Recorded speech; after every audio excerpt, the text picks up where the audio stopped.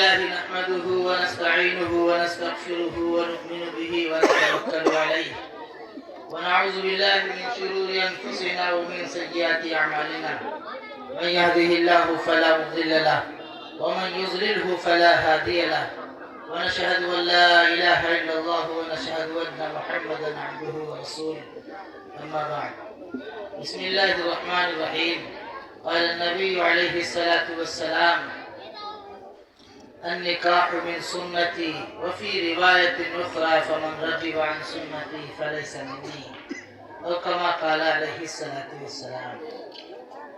Stage پر تشریف فرما حضرات علماء کرام، ہمارے سامنے بیٹھے ہوئے معزز بھائیوں، بزرگوں، دوستوں، پردہ نشینہ بہنوں، شادی کے تعلق سے اس مجلس کا انعقاد ہوا ہے.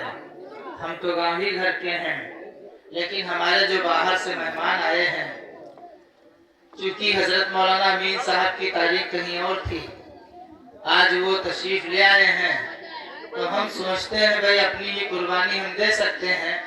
ہم سوچتے ہیں کہ زیادہ سے زیادہ ان کو وقت دیا جائے، اور جو سیتا پور سے یا مولانا نفیس صاحب جو آئے ہیں ان کو سن لیا جائے. اس لیے میں 10 منٹ کے اندر ایک دو چار باتیں آپ حضرات سے کر کے رخصت ہو جاؤں گا. اس جلسے کا عنوان دیا گیا تھا اصلاح معاشرہ. معاشرہ ہمارے رہن سہن کو کہتے ہیں، اصلاح بنانے کو کہتے ہیں. اور یہ بہت بڑا اللہ کا فضل ہوا کہ ایسی مجلسیں آدمی خوشیوں کے موقع پر لگاتا ہے. نبی کی سیرت کو بیان کرنا اور سننا یہ بذات خود باعث ثواب ہے. اس پر عمل کرنا یہ ضروری چیز ہے اور ثواب بھی تو ملتا ہے. اس سے اپنی زندگی بھی بنتی ہے، آخرت بھی بنتی ہے. نبی کا کوئی عمل بندہ سنے وہ بھی ثواب، عمل کرے سبحان اللہ بہت بڑی بات ہے. لیکن 2 موقع ایسے آتے ہیں ہمارے سماج میں جب آدمی ایک دم سے نبی کی سیرت کو بھول جاتا ہے. ایک خوشی کا موقع، دوسرا غم کا موقع. شادیوں میں آدمی بہت کوشش کرتا ہے کہ رسم کی ادائیگی ہم سے نہ ہو، لیکن ہو ہی جاتی ہے. وہ اتنا پریشان ہوتا ہے بندہ شادیوں میں کہ بھائی خالہ بھی ناراض نہ ہو، خالو بھی ناراض نہ ہو، ماموں بھی ناراض نہ ہو، نانی بھی ناراض نہ ہو. ہمارا کنبہ قبیلہ جتنے افراد ہماری رشتہ داری میں ہیں، ددیال میں، ننیال میں یا دیگر قرابت داری والے، سب کے سب ہم سے راضی رہیں، اور یہ ہو نہیں سکتا ہے. ایک بار بھی کوئی بندہ یہ نہیں سوچتا ہے کہ کہیں اللہ ہم سے ناراض نہ ہو جائے، کہیں اللہ کے نبی جناب محمد رسول اللہ صلی اللہ علیہ وسلم ہم سے ناراض نہ ہو جائیں. ان کی ناراضگی کی فکر نہیں ہوتی ہے. اگر فکر ہے تو ہمیں کنبہ قبیلہ، خاندان، اعزاء، قارب، بھائی، پٹیدار کہ یہ کہیں چھوٹ نہ جائیں، اور چھوٹ جاتے ہیں. یہ پورے میڈک کی طرح ہوتے ہیں، ایک کو پکڑ کے بٹھاؤ ایک ترازو میں، دوسرا کود جاتا ہے، ہوتا ہی. اور جب شادیاں ہوتی ہیں تو مہندی ہے، مانجھا ہے، پتہ نہیں کہ ابھی پرسن اور سے ایک ساتھ مانجھے کی دعوت دی، نہ تو ہم کا نہ مانجھا پیت ہے اور نہ مانجھا کرت جانت ہے. پتہ نہیں کون کون سی رسم ہے. شادی نام ہے، ایک بولے ہاں، دوسرا بولے، ایک بول دے ایجاب و قبول، یہ سب نو ہاں نہیں کا، اسی کا نام شادی ہے.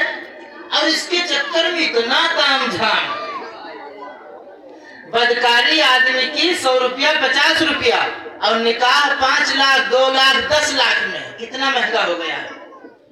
معاشرے کا اصلاح جلسہ کرنے سے نہیں ہوگا. جو نوجوان، جو امت کے باہوش افراد اصلاح معاشرہ کی فکر لیے سرگردہ ہیں، گلی گلی، محلے محلے، گاؤں گاؤں میں اجلاس کراتے ہیں، وہ سب سے پہلے تحیہ کر لیں کہ جب ہم شادی کریں گے تو نبی پاک صلی اللہ علیہ وسلم کے پاکیزہ طریقوں پہ کریں گے. معاشرے کا اصلاح ہو جائے گا. ورنہ دن بھر بیان کرا شادی ہماری نبی کے طریقے پر، اللہ کے فرمان پر۔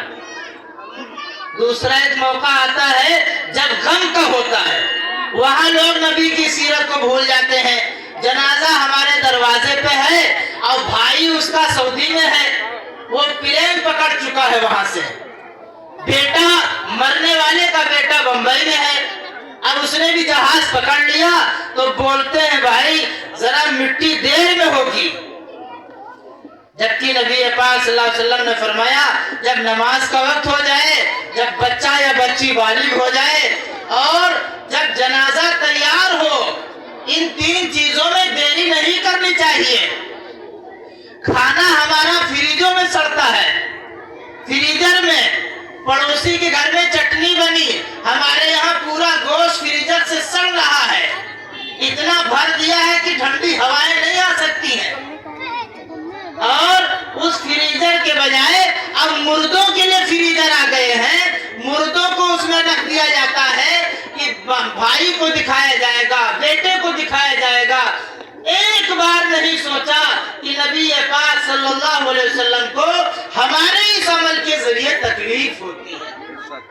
مردہ انسان زندہ تھا، ٹھیک ہے زندہ تھا، اب مر گیا ہے، آنے والا صرف چہرہ دیکھے گا، اس دیکھنے کی وجہ سے مردے کو ثواب نہیں ملتا ہے، ہمیں کیا ملے گا؟ تو جب خوشی کا موقع آئے تب بھی نبی کی سیرت کو اور نبی کی زندگی کو یاد رکھو، اور کوئی پورا کنبہ ناراض ہو جائے، پورا خاندان ناراض ہو جائے، ہو جانے دو، اللہ رسول کو ناراض نہ کرو۔ اگر اللہ اور رسول ناراض نہیں ہوئے تو جان لو اللہ پورے سماج کو تم سے جوڑے رکھے گا، کوئی نہیں ٹوٹے گا، اللہ کا کام جوڑنا ہے۔ جب غم کا موقع آئے، کوئی آتا ہے آئے گا، 3 دن تک مٹی دے دو، 3 دن تک قبر پہ جنازے کی نماز پڑھ سکتے ہو، آؤ بھائی سارے ثواب کرو، باپ ہے، بھائی ہے، بیوی ہے، چلی گئی، لیکن اب مرنے کے وقت وہ مرنے والا جس نے تہجد نہیں چھوڑا، مکمل صوم و صلات کا پابند تھا، اللہ پوری زندگی نبی کے طریقوں کو اس نے نہیں چھوڑا، لیکن جب بیچارہ مر گیا ہے تو بچے اس کے پسماندگان نبی کی سیرت کو، نبی کے اسوے کو مرنے کے بعد چھوڑواتے ہیں کہ ہم لٹائے رہیں گے گھر میں جب تک اس کے وارثین نہیں آ جائیں گے۔ یہ بھونڈا طریقہ ہے، یہ نبی کا طریقہ نہیں ہے۔ لا طاعت لمخلوق فی معصیت الخالق۔ حضرت نبی پاک صلی اللہ علیہ وسلم ارشاد فرماتے ہیں مخلوق کو راضی کر کے خالق کو ناراض نہ کرو۔ تو اس لیے غموں کے موقع پر بھی جب آدمی ہوش نہیں رہتا ہے، اب دوسرے لوگ جو بتاتے ہیں وہ اسی ڈھنگ سے وہ آدمی کرتا ہے، اس وقت نبی کی زندگی کو یاد رکھنا اور نبی کی زندگی کے مطابق زندگی گزار دینا۔ اور جب شادیوں کا موقع ہے، عقیقے کا موقع ہے، عقیقہ کرنا ہم لوگ چھٹی کری تھے، اسی کا نام بدل دو عقیقہ، یہ سنت ہے۔ چھٹی کیا ہے؟ کرنا وہی ہے، آپ کی قرضہ لے کر نہیں کرنا چاہیے، آپ کے پاس وسعت ہے تو آپ دعوت کیجئے، خوشی میں دعوت کر دیجئے۔ علماء دین سے مسائل پوچھ لیجئے، نبی کے ایک ایک سنت کو پوچھ کر اس پہ عمل کرنا باعث نجات ہے اور شفاعت نبوی کے استحقاق بنو گے۔